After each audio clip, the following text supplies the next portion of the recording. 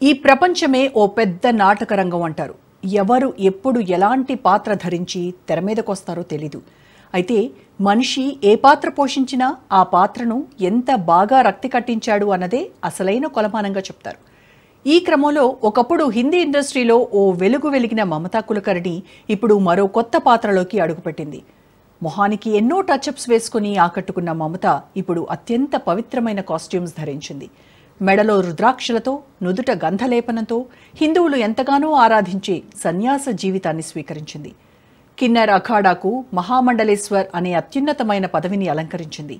అయితే ఆమె బ్యాక్గ్రౌండ్ ఏంటి, ఆమె మీద ఉన్న ఆరోపణలేంటి, ఇంత పవిత్రమైన బాధ్యతలు ఇవ్వటం సనాతన ధర్మానికి సరైందేనా అనే విమర్శలు కూడా వినిపిస్తున్నాయి.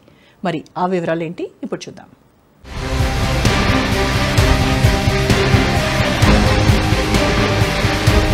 వెండితెరను వీడి ఆధ్యాత్మిక వెలుగుల్లోకి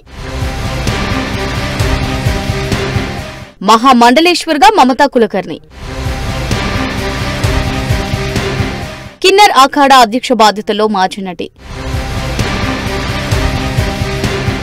మమతా కులకర్ణి ఒకప్పటి హీరోయిన్. వెండితెర ఓ వెలుగు వెలిగింది. అయితే ఆ వెలిగింది కొంతకాలమే అయినా ఆమె రూపం దాదాపుగా అందరి హృదయాల్లోనూ ముద్రించుకుపోయింది. అంటే అతిశయోక్తి కాదేమో. తెలుగులోనూ నటించి మెప్పించింది. అయితే దాదాపు 2 దశాబ్దాలుగా సినిమాల్లో సందడి లేకుండా, ఎక్కడా కనిపించకుండా ఒంటరి జీవితం గడుపుతుంది. ఈ కుంభమేళలో ఇలా కనిపించి అందరినీ ఒక్కసారిగా ఆశ్చర్యపరిచింది. తన అందచందాలతో, అభినయంతో హిందీ ప్రేక్షకులను మెప్పించిన మమత ఈ కుంభమేళలో సన్యాసం తీసుకుంది. సన్యాసురాలుగా మారిపోయింది. పాత జీవితానికి ఏనాడో స్వస్తి పలికిన మమత తాజాగా కొత్త జీవితం ప్రారంభించింది. గతంలో తాను సినిమా నటిగా ఉన్నప్పటి జీవితానికి, ఇకపై సాగబోతున్న జీవితానికి మాత్రం పొంతన లేకుండా మమత ఇలాంటి నిర్ణయం తీసుకోవడం చర్చనీయాంశంగా మారింది. తన మనోఫలకం మీద పాత జాడలేవి లేవని చెప్పడానికి, లేదా లేకుండా చేసుకోవడానికి త్రివేణి సంగమంలో మునకలేసి స్వయంగా పిండ ప్రదానం చేసుకోవడం విశేషం. తనకు తానే పిండ ప్రదానం చేసుకుని తన గత జీవితానికి ముగింపు పలికి కొత్త అవతారంలో ఒదిగిపోతుంది. ఇక నుంచి ఆమె బాలీవుడ్ నటి మమతా కులకర్ణి కాదు, కాషాయ వస్త్రాలు అందుకుని శ్రీమాతా మమతా నందగిరిగా పేరు ధరించింది. ఇక నుంచి ఆమె మాయి మమతా నందగిరిగా కార్యాచరణ చేయబోతుంది. మాయి అన్నా మాతా అన్నా ఒకటే. ప్రఖ్యాత కిన్నెర్ అఖాడాకు మహామండలేశ్వర్ బాధ్యతలు అందుకున్నారు మమత. అయితే మమతను కిన్నెర్ అఖాడాకు మహామండలేశ్వర్గా నియమించడంపై ఆ అఖాడాలో సీనియర్లు అభ్యంతరం వ్యక్తం చేస్తున్నారు. ఈ విషయంలో మమత మాత్రం తాను ఈ మార్గంలోకి రావడం మహాదేవుడి ఆజ్ఞగా, కాళీమాత ఆజ్ఞగా, తన గురువు ఆజ్ఞగా చెబుతున్నారు. ఇది తన నిర్ణయం కాదని, తాను కేవలం నిమిత్త మాత్రులనేనని చెబుతుండడం విశేషం. ఇప్పటి వరకు కిన్నెర్ అఖాడాకు మహామండలేశ్వర్గా వ్యవహరించిన లక్ష్మీనారాయణ మమతను నూతన మహామండలేశ్వర్గా ప్రకటించారు.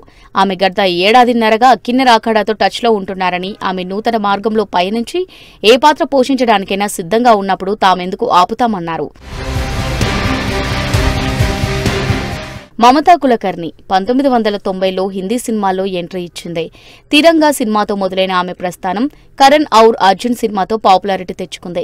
క్రాంతివీర్, సబ్సే బడా కిలాడి, ఆందోళన్, చైనా గేట్, బాజీ, వక్త్ హమారా హై వంటి పలు సినిమాల్లో నటించింది. షారూక్ ఖాన్, సల్మాన్ ఖాన్, ఆమిర్ ఖాన్ వంటి టాప్ యాక్టర్స్ తోనూ నటించి డిమాండ్ ఉన్న నటిగా పేరు తెచ్చుకుంది. 2000లో తొలినాళ్లలో సినిమాలకు గుడ్ బై చెప్పి విదేశాలకు వెళ్లిపోయి అన్నింటికీ దూరంగా ఉండిపోయింది. సినిమాల్లో బిజీగా ఉన్నప్పుడే వికీ గోస్వామి అనే గ్యాంగ్స్టర్ తో సన్నిహితంగా ఉందనే వార్తలొచ్చాయి. సహజీవనం చేసిందని కూడా అప్పట్లో అంతా చెప్పుకున్నారు. అయితే ఆమె సినిమాలకు గుడ్ బై చెప్పడానికి ఇది కూడా ఓ కారణం అంటున్నారు. 1997లో వికీ గోస్వామికి డ్రగ్ ట్రాఫికింగ్ కేసులో 12 ఏళ్లు జైలు శిక్ష పడింది. అయితే వికీని అరెస్ట్ చేయించింది ఆనాడు బాలీవుడ్ ను శాసించిన underworld don Dawood Ibrahim అంటారు. దావూద్ కు అపోనెంట్ అయిన చోటా రాజన్తో వికీ గోస్వామి చేతులు కలిపాడని, చోటా రాజన్ను దెబ్బ కొట్టేందుకు దావూద్ వికీ గోస్వామిని అరెస్ట్ చేయించి జైల్లో పెట్టించాడంటారు.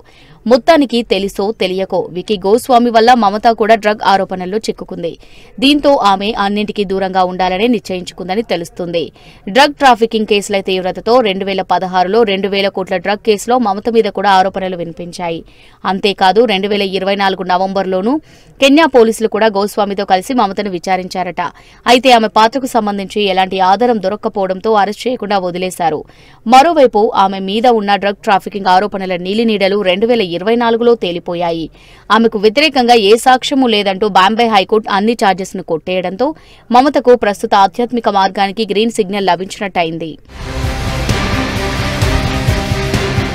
వికీ గోస్వామితో టచ్ లో ఉన్నప్పుడే డ్రగ్స్ అంశం బయటకు రావడంతో ఆ సంవత్సరమే అంటే 1996లోనే ఆమె ఆధ్యాత్మిక మార్గం వైపు మళ్లిందట.